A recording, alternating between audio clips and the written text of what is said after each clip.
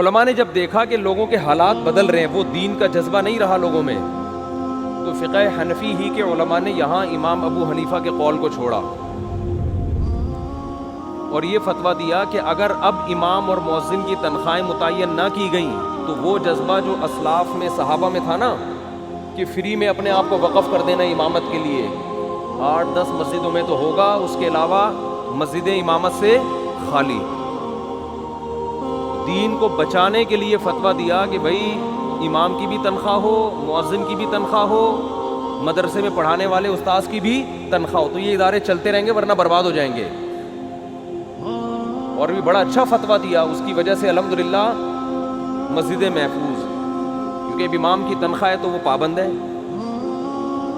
تنخواہ نہ ہوتی تو 2-4 تو پابندی کرتے, اس کے بعد سب کہتے ہیں یار ہمارا پیٹ ہے, ہمارے بیوی بچے ہیں, ہم کی ہدیوں پہ پلیں گے کیا, وہ جا کے کمانا شروع کر دیتے. تو یہ میں کامیابی کا ایک اصول آپ کو بتا رہا ہوں, یہ سمجھیں, یہ کوئی صرف خبریں نہیں دے رہا آپ کو میں.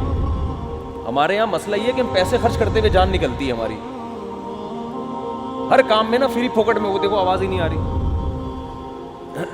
ان کو آواز نہیں آ رہی ہے, اب صحیح ہو گئی.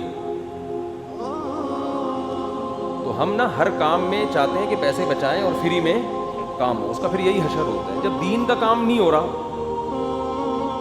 امامت, مؤذن اور ائمہ حرمین کی بھی تنخواہیں ہیں, پوری دنیا میں اب امام کا وظیفہ ہوتا ہے, پھر آپ اس کو فورس کر سکتے ہیں, بھائی آپ وظیفہ لے رہے ہو, آپ ٹائم پہ نماز کیوں نہیں پڑھا رہے.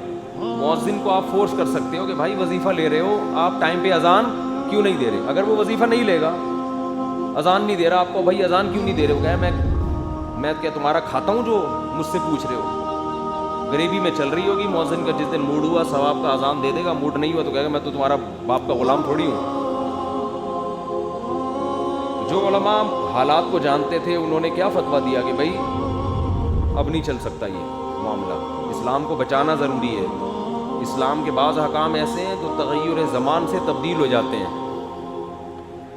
تو یہاں بھی ایک خوب اچھی طرح مسئلہ یاد رکھیں, میری شروع سے عادت رہی ہے, شروع سے ہمیشہ سے, فری پھوکٹ میں کوئی کام کسی سے نہیں لینا.